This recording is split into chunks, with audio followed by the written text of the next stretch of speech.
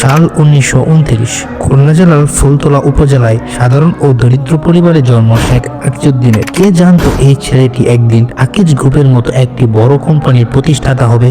আসসালামু আলাইকুম, আশা করি সবাই ভালো আছেন। আজকের ভিডিওতে আলোচনা করব আকিজ গ্রুপের মালিক শেখ আকিজউদ্দিনকে নিয়ে। চলুন ভিডিওটি শুরু করা যাক।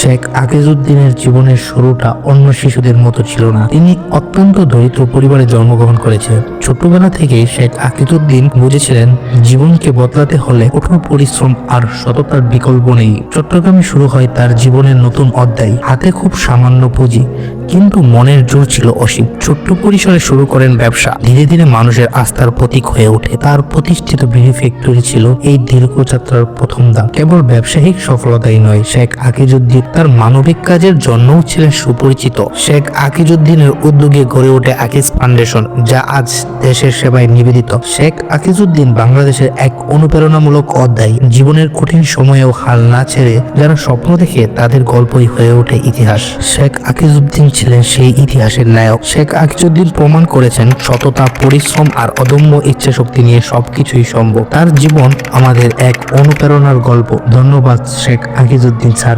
বাংলাদেশকে সমৃদ্ধ করার জন্য।